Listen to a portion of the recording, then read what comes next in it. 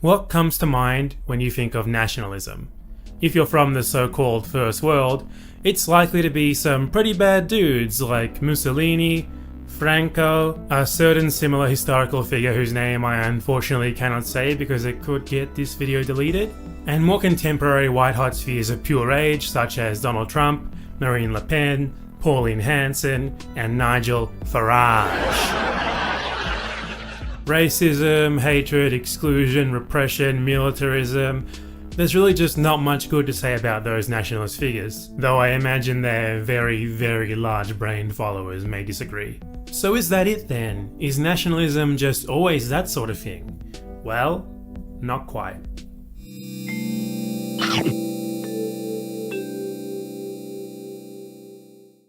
If you're from a post-colonial or so-called third world nation, nationalism might mean something entirely different to you. Rather than negatives, it often, but not always, has more positive connotations. Political movements that prioritize workers' rights and well-being, that push for economic and political independence from the neo-colonial influence of more powerful nations, that validate and promote authentic national culture rather than just trying to emulate that of the USA or Europe. And somewhat paradoxically, considering what the word nationalism literally implies, they also tend to promote unity with other post-colonial nations the world over, emphasizing common interests and historical struggles rather than differences. So totally different to the nationalists mentioned earlier, who tend to frame anyone who's even a little bit different to them as some sort of existential threat to the nation. Despite that, it's not hard to find people who may have good intentions saying things like, all nationalism is bad, which in the context that they might have in mind may very well be true. But this is a problem, because by using nationalism as a virtual synonym for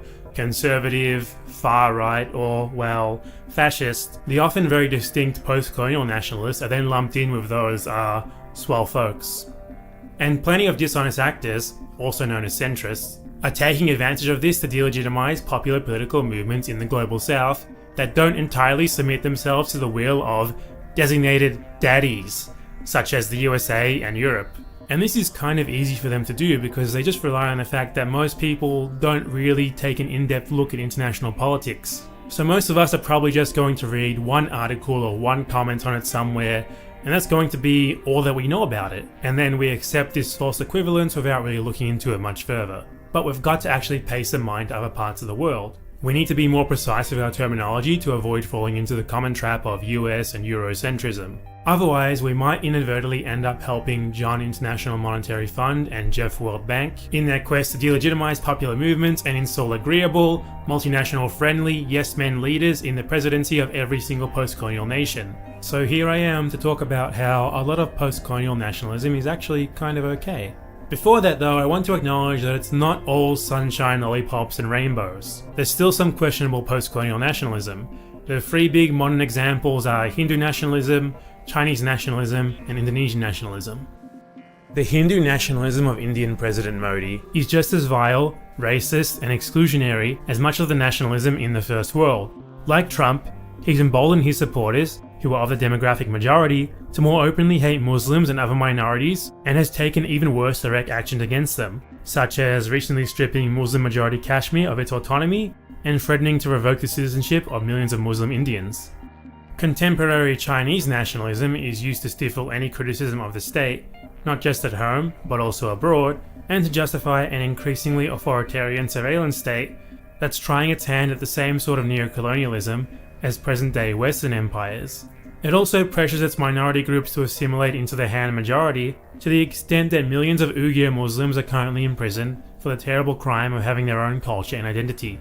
Indonesian nationalism is essentially a colonialist project in of itself. The idea of a united Indonesian identity is a relatively recent concept, only dating back about 100 years, and for many Indonesians it's not nearly as important as their much older regional identities. This identity is also disproportionately influenced by Javanese culture, and Indonesian politics is dominated by Javanese people and ideals. When people are deemed not to adequately conform with it, such as with the Chinese Indonesian minority, they suffer dire consequences. And if there's any talk of an island or region thinking about self-determination or control of their own resources, Jakarta sends in the troops to brutally force its people to remain Indonesian, like in Timor in the past, and in West Papua literally right now.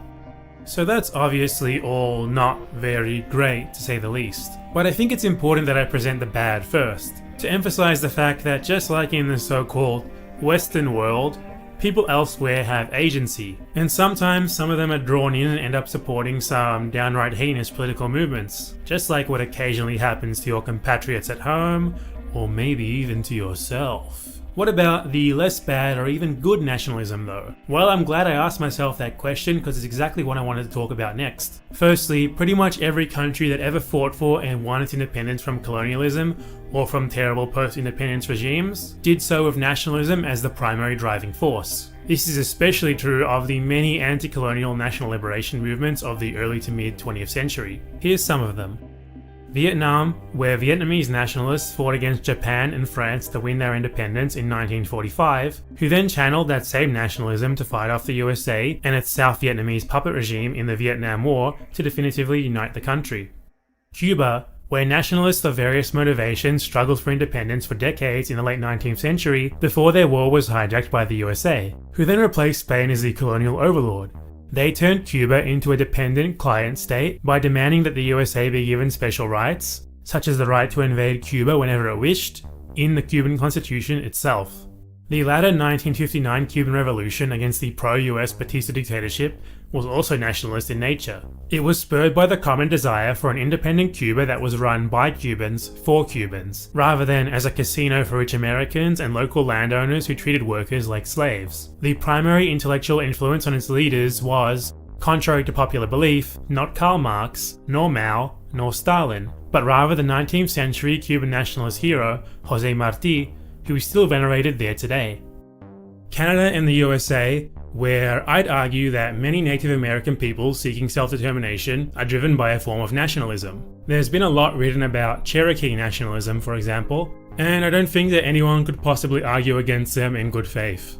And different Native American peoples also express solidarity with one another due to common anti-colonial struggles, such as in 1990 during the Ochre Crisis in Canada, where different Native American peoples travelled from across North America to help the Mohawk people, who have themselves frequently been described as nationalists, defend their land against the government of Quebec.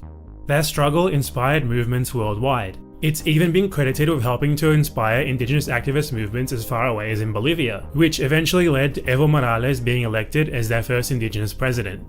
And South Africa, in which the inclusive nationalist African National Congress, who you might be most familiar with through Nelson Mandela, fought against the exclusionary white nationalism of the government, which enforced minority rule for 80 years and apartheid for 50 years before it was finally toppled in 1994. African nationalism, based on the pursuit of national sovereignty and ethnic equality in post-colonial African nations, was the most important part of the ANC's ideology. This was eventually enshrined in Desmond Tutu and Nelson Mandela's call for post-apartheid South Africa to be a rainbow nation for all peoples.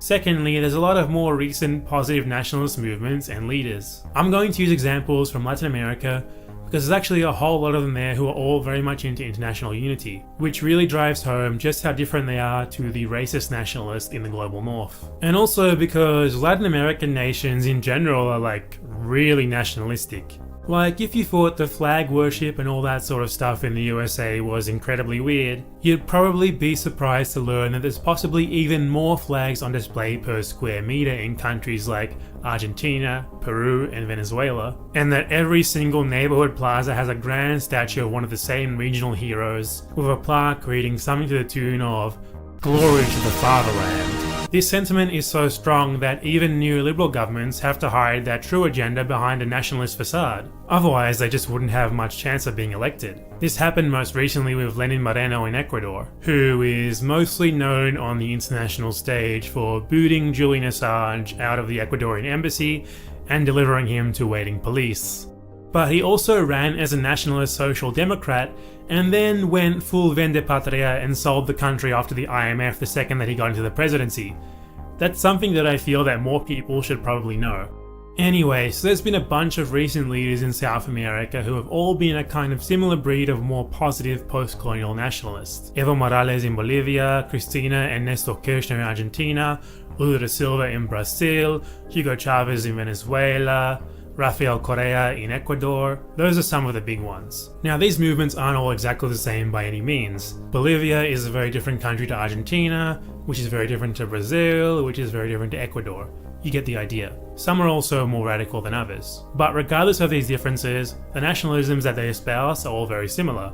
They embrace and promote their own culture and self-belief in the capabilities of their countrymen. They assert that their people are perfectly capable of making things better for themselves without needing to change to fit a model prescribed by or based on Europe or North America. That means rejecting the common idea that the only way to progress is to uncritically adopt the free market capitalism, deregulation and destruction of workers' rights that's demanded by Euro and US-centric institutions like the International Monetary Fund and World Bank, as well as their rich local supporters who are at best disconnected from, and at worst just don't care about, the reality faced by most of their compatriots. It also involves acknowledging the very real histories of exploitation and political meddling by these foreign powers and institutions, and at least, on the face of it, trying to make sure that it doesn't continue. And don't forget, we're not talking about faraway historical abstractions here.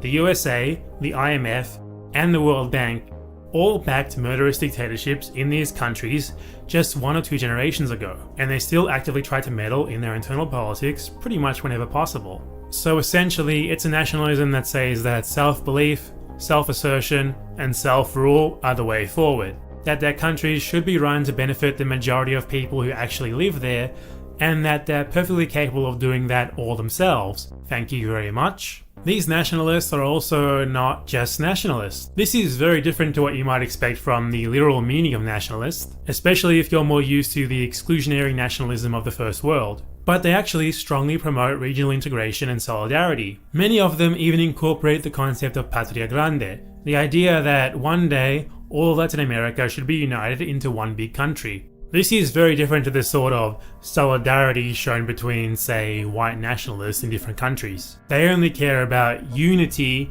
between whoever they might deem to be white, to the exclusion of all others. In contrast, the solidarity between these nationalists goes well beyond simple ethnic lines, to instead emphasize what they have in common despite such differences. Bolivia is majority indigenous, Brazil has a different primary language and has a larger and more culturally influential Afro-descended population than many of its neighbors, Argentina is majority European descended, and Ecuador and Venezuela are majority mestizo, which means people who are of mixed European and indigenous ancestry. So ethnically, and in some cases linguistically, these countries aren't actually all that similar.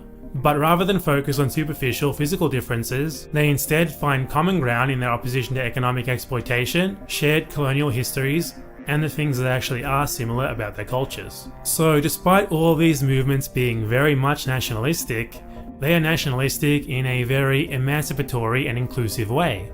Now, I'm not saying that any of these nationalist leaders and movements are perfect or anything. They all have their issues and aren't anything close to what I would consider my own personal political ideal, which wouldn't even have a leader.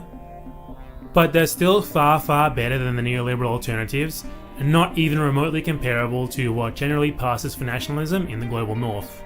But there is another different type of so-called nationalism in Latin America. One that you're probably familiar with if you happen to read the news every now and again. It's pretty much the polar opposite of what I just described, and Brazilian President Jair Bolsonaro is its contemporary manifestation. I kind of hesitate to call him and other figures like him nationalists though. In truth, Bolsonaro pretty much just hates everything about Brazil that makes it Brazil. Rather, his nationalism, emphasis on the air quotes, embraces everything about the colonizer and nothing about the colonized. He believes his own people to be inferior and in need of bringing up to the level of the supposedly superior, mostly European descended upper class, something that is to be achieved through forcing on everyone his imported brand of evangelical Christianity. That's pretty much exactly how the Spanish and Portuguese colonizers justified their subjugation of indigenous people and African slaves in the Americas, though they were just boring, bog-standard Catholics rather than fancy new millenarian evangelicals. You can clearly see his disdain for many Brazilians in his open racial hatred, but doubly so in the fact that he complains about samba and carnival, and seems to think that there's some sort of decadent satanic things that need to be stopped. Samba, carnival, How could anyone claim to be a Brazilian nationalist and openly hate one of Brazil's most well-known authentic cultural productions? I don't know. Bolsonaro shares this self-hating so-called nationalism with many of the US-backed South American dictatorships of the very recent past, including the one in his own country, Brazil, but also those of Argentina, Chile, and Uruguay, while brutally repressing the vast majority of people, rewriting history to frame the anti-colonial nationalist movements mentioned earlier as devious and destructive, and trying to force their people to assimilate into a constructed identity that was religiously justified, but ultimately just a European ideal. They implemented free market shock treatment and effectively just sold their countries off to the highest bidder, much like Bolsonaro is doing. Heard about the Amazon lately? Ha ha ha ha ha ha ha ha ha ha ha ha ha ha. We're in big trouble. This is not nationalism in the same sense as Brazilian nationalism or Argentine nationalism or Chilean nationalism. Rather, it's just settler colonial people taking their settler colonial roots to the extreme, with an ideology indistinguishable from that of the colonial empires of hundreds of years ago, which is not really specific to any one country. If anything, this could maybe be said to be some sort of Christian nationalism or settler colonial nationalism, or well, really just the bog standard sort of fascism that's common in Latin America, which I happen to have another video on if you want to check that out. So Bolsonaro and his aspirations are not nationalist in the sense that the emancipatory nationalists in post-colonial nations are, not in their validation of the local culture, nor in their drawing the overwhelming majority of their support from the working class, nor in their desire for self-determination, and especially not in the whole not being fascist part. So there you have it, that's just a taste of some different types of nationalisms than what you might be used to. Now let's put some more thought into what we're saying before we throw out the term as some sort of blanket negative and end up delegitimizing by proxy some actually kind of not so bad nationalist movements in the post-colonial world. A lot of the time, people who are using nationalism to refer to the shitty nationalists, whether they be Bolsonaro style or Trump style, should really just be saying fascism or neo-fascism. Because the only thing that's stopping those guys from being full-on fascist dictators is that they aren't yet capable of doing so. And I sure hope it stays that way. So that's the end of the video, folks. Thanks for watching. If you liked it, please consider subscribing and checking out some of my other videos. If you really like my content, maybe consider donating me some money on Patreon. You can get some rewards like early access to my videos for just $1, or your name showing up in these here credits for $5. I'm trying to make YouTube into my full-time job, and every little bit that you can give me helps with that so much. Thank you. I'd like to thank all of my amazing patrons for their support, and especially the following from the $10 and up tiers: Leftist Tech Support, Key to the Fields, Inga Leonora, Kira B, Industrial Robot, Diego A. Salvati, Cinceone Bresgal, Lee Karatash Gullet, Alejandro, Matatesta, Jamie the Commie, Tija, The Antifada, BJ Hansen, and Daniel S. That's all. Bye.